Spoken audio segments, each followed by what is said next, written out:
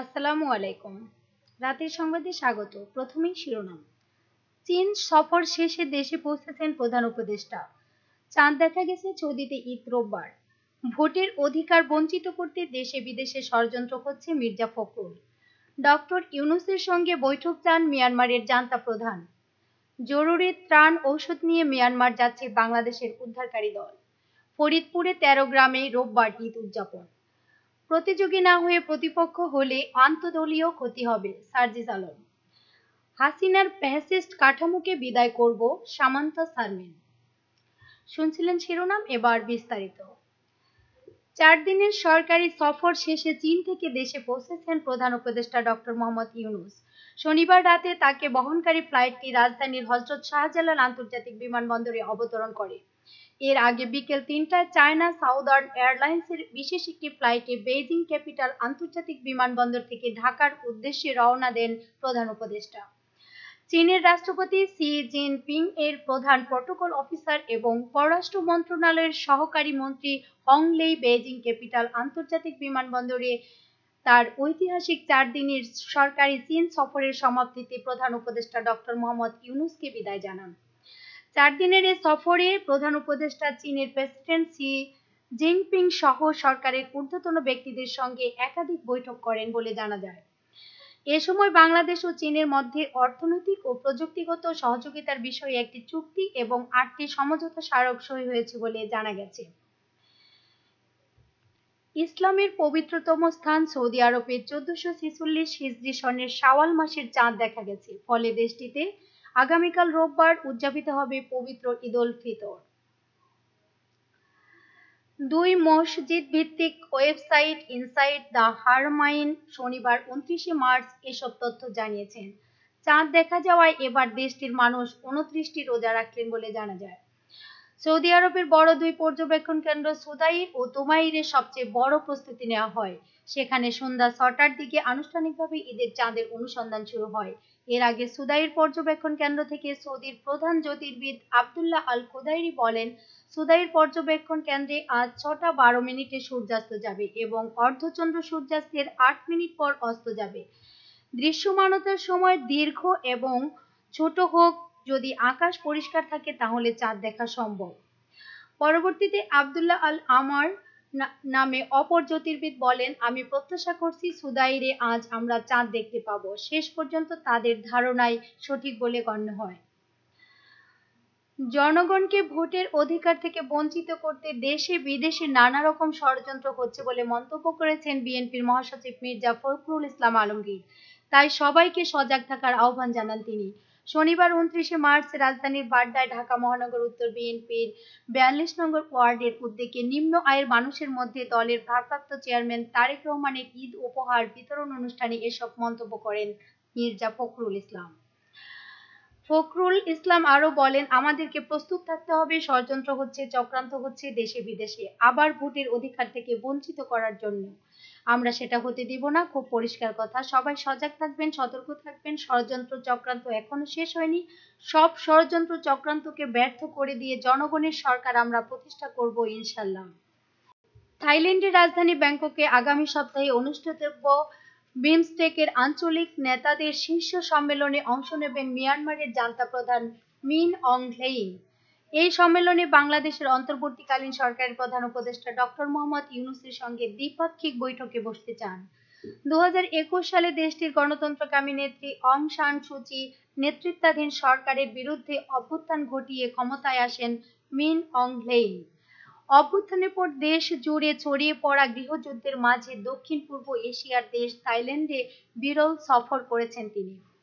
পশ্চিমা বিশ্বের ব্যাপক নিষেধাজ্ঞার মুখোমুখি হয়েছেন মিন অং হ্লেইং।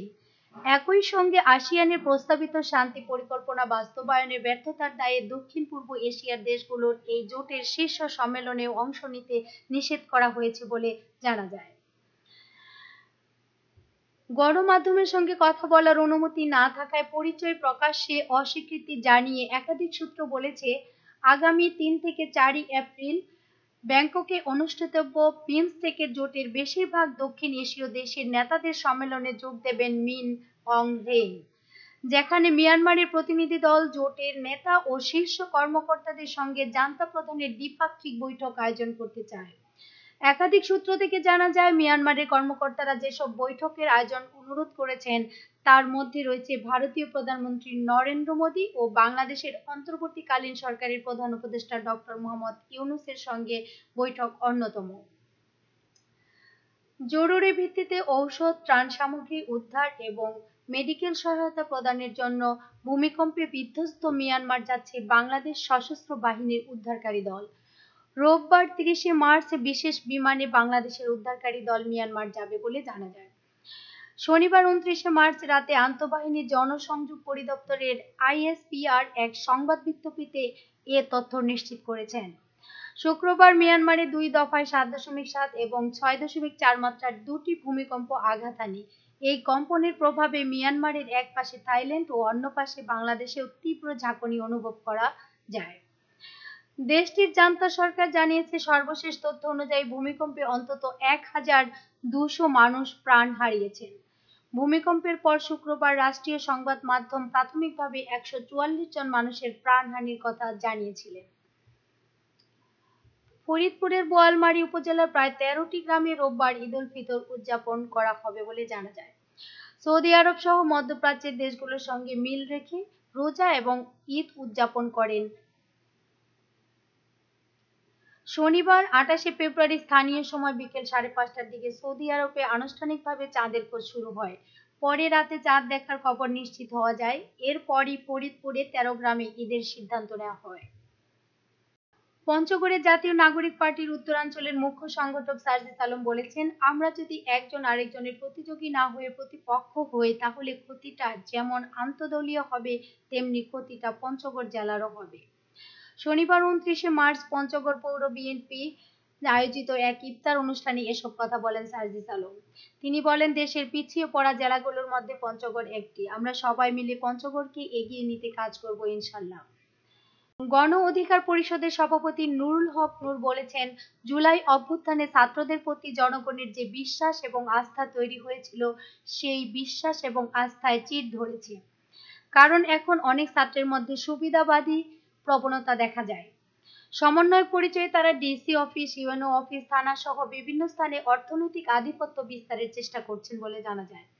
শনিবার পটুয়াখালীর গলাচিপা সরকারি মডেল মাধ্যমিক বিদ্যালয় মাঠে গণ অধিকার পরিষদের ইফতার ও দোয়ার মাহফিলে পূর্ব আলোচনায় এসব কথা বলেন তিনি।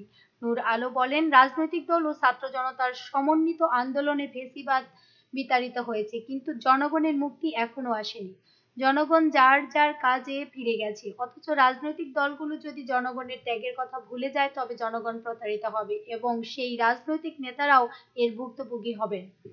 তিনি আরো বলেন, গত 17 বছর ধরে বিভিন্ন রাজনৈতিক দল বিভিন্নভাবে ফ্যাসিবাদের বিরুদ্ধে আন্দোলন করেছে। এতে অনেকে জেল খেটেছেন, পঙ্গুত্ব বরণ করেছেন, আহত হয়েছেন, নিহত হয়েছেন, এলাকা ছেড়েছেন, এমনকি দেশও ছেড়েছেন। কিন্তু তারপরও জনগণের কাঙ্ক্ষিত মুক্তি আজও আসেনি। নূর মনে করেন, গণ আন্দোলনে জনগণের সক্রিয় অংশগ্রহণ না থাকলে ফ্যাসিবাদের পতন সম্ভব নয়। জুলাই অভ্যুত্থানে ছাত্র জনতার স্বতঃস্ফূর্ত অংশগ্রহণ ও রাজনৈতিক দলের প্রচেষ্টার মাধ্যমে ফ্যাসিবাদ বিতাড়িত হয়েছে। তবে তিনি সতর্ক করে বলেন, এই অভ্যুত্থানের পর জনগণ হয়তো স্বাভাবিক জীবনে ফিরে গেছে, কিন্তু রাজনৈতিক দলগুলোর উচিত জনগণের ত্যাগের মূল্য দেওয়া এবং জনগণের জন্য কাজ করা। জাতীয় নাগরিক পার্টির সিনিয়র যুগ্ম আহ্বায়ক সামান্তা শারমিন বলেছেন, ছাত্র জনতা মিলে দিল্লির গোলাম ফ্যাসিস্ট হাসিনাকে দেশ থেকে বিদায় করেছে। এবার হাসিনার ফ্যাসিস্ট কাঠামোকে দেশ থেকে বিদায় করব ইনশাল্লাহ। এজন্য আমাদের সবাইকে ঐক্যবদ্ধ থাকতে হবে বলে মনে করেন। শনিবার 29শে মার্চ জেলা পরিষদ মিলনায়তনে ফ্যাসিবাদ বিরোধী রাজনীতিবিদ, শহীদ ও আহত পরিবারকে নিয়ে ইফতার মাহফিলে এসব কথা বলেন। সামান্তা শারমিন বলেন, ছাত্র জনতার গণ অভ্যুত্থান কেউ কেড়ে নিতে পারবে না। আমরা তরুণরা সংসদে গিয়ে সংবিধান পরিবর্তন করে নতুন রাষ্ট্র কাঠামো আনবো। আমরা সাহস দেখিয়েছি, আগামীতে সংসদে গিয়ে প্রজ্ঞা দেখিয়ে ছাড়বো। জাতীয় নাগরিক পার্টি প্রতিজ্ঞা করছেন, ভোলার গ্যাস ক্ষেত্রের গ্যাস আগে ভোলার মানুষই পাবে। ধন্যবাদ সাথে থাকার জন্য। পরবর্তী সংবাদ দেখার আমন্ত্রণ জানিয়ে বিদায় নিচ্ছি। আল্লাহ হাফেজ।